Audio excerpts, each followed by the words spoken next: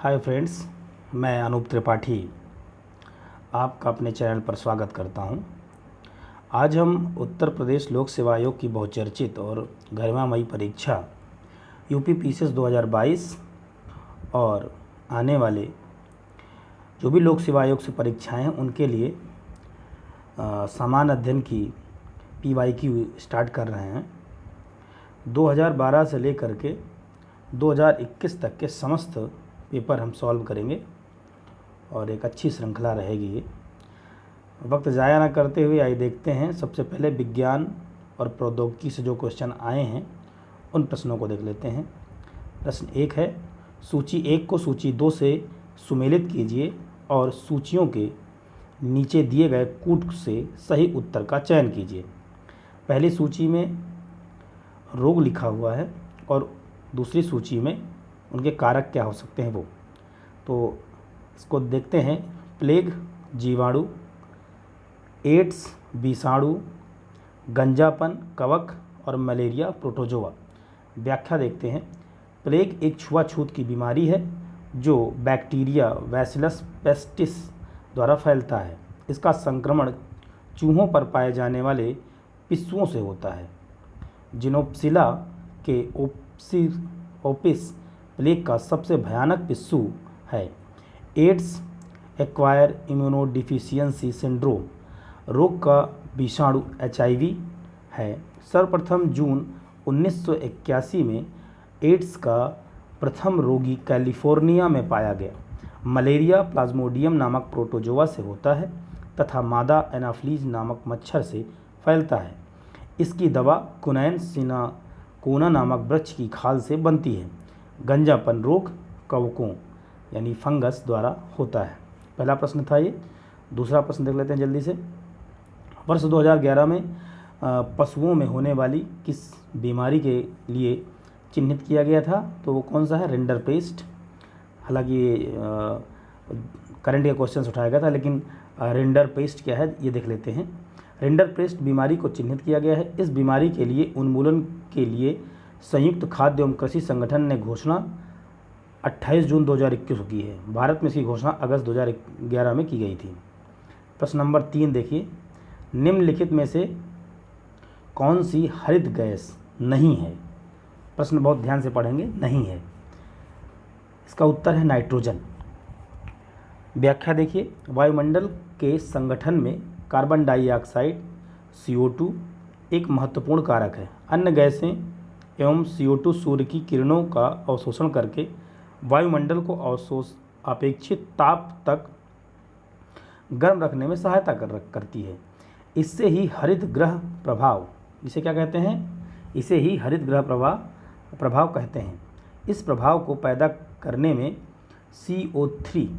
CO2 carbon dioxide के अलावा methane CH4, chlorofluorocarbon CFC, nitrous oxide N2O तथा क्षोभ मंडलीय ओजोन गैसें प्रमुख भूमिका निभाती हैं। ये ऊष्मारोधी गैसें पृथ्वी के चारों ओर ढककर एक घना आवरण बना लेती हैं, जिसमें सौर विकिरण प्रवेश तो कर सकता है परंतु वापस नहीं जा पाता। फलतः पृथ्वी की सतह तथा वायुमंडल दोनों का ही ताप बढ़ जाता है। प्रश्न नंबर 4 देख लेते हैं। होमी भाभा पुरस्कार किस क्षेत्र में विशेष योगदान के लिए दिया जाता है? तो किसके लिए दिया जाता है? नाभिकीय ऊर्जा।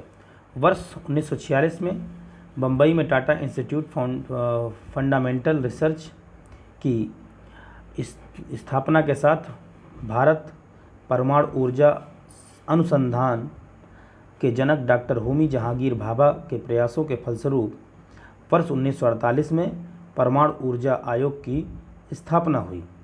क्वेश्चन नंबर 5 देखते हैं।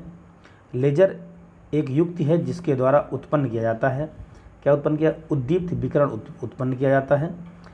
लेज़र किरणों की खोज सर्वप्रथम अमेरिका के वैज्ञानिक TH मेनन ने 1960 ईस्वी में की थी। लेज़र शब्द light amplification by stimulated emission of radiation का संक्षिप्त रूप है। इसका अर्थ है विकिरण के उद्दीपन उत्सर्जन द्वारा प्रकाश प्रवर्धन। किसी भी स्रोत से निकलने वाली लेसर किरणों में एक वर्णता, दिशात्मक संबद्धता तथा उच्च तीव्रता के गुण होते हैं। लेजर किरणें उत्पन्न करने के रूबी, नियोडियम, ग्लास, नियोडियम भाग, helium, neon, argon, carbon dioxide, gallium phosphide आदि पदार्थों का प्रयोग किया जाता है। प्रश्न नंबर 6, डीएनए के द्विहेलिक्स मॉडल को पहली बार किसने प्रस्तावित किया था? वाटसन तथा क्रिक्स ने। बहुत ही आम क्वेश्चन है। केंद्रक कोशिका का मुख्य भाग होता है। इसमें डीएनए तथा आरएनए, राइबोन्यूक्लिक एसिड और गुणसूत्र, क्रोमोसोम जिसे कहते हैं, पाए जाते हैं। डीएनए एक न्यूक्लियोटाइड का बहुलक है। इसकी मोनोमर इकाई न्यूक्लियोटाइड है।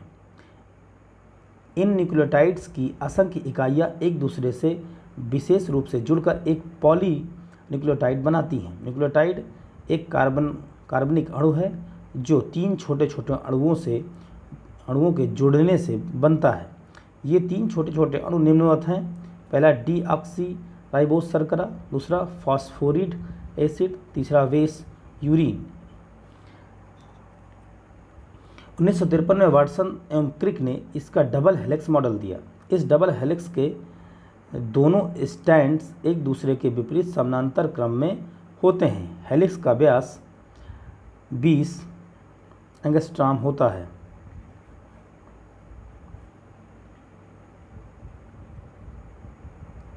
क्वेश्चन नंबर 7 देख लेते हैं।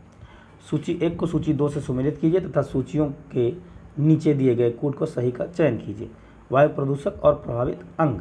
ठीक है, पहला क्या है?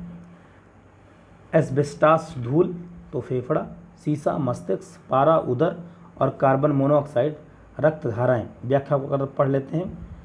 क्या है इसकी व्याख्या? सीसा पहले उच्च ऑक्टेन मान प्राप्त करने के लिए पेट्रोल में मिलाया जाता है, अतः पेट्रोल दहन से भी सीसा वायुमंडल में उत्सर्जित होता है। सीसा वायुमंडल की ऑक्सीजन से मिलकर लेड ऑक्साइड बनाता है, जो श्वास के जरिए शरीर में पहुंचकर तंत्रिका तंत्र पर हानिकारक प्रभाव डालता है, जिससे मस्तिष्क संबंधी बीमारियां उत्पन्न होती हैं। कार्बन मोनोऑक्साइड CO गैस की उत्पत्ति जीवाश्म ईंधनों, कोयला और खनिज तेल के अपूर्ण दहन के फलस्वरूप होता है। इसे दमा घोटू गैस भी कहते हैं। सांस के माध्यम से शरीर में पहुंचकर रक्त में उपस्थित होमोग्लोबिन की ऑक्सीजन वहन क्षमता को बिल्कुल कम कर देती है, जिसके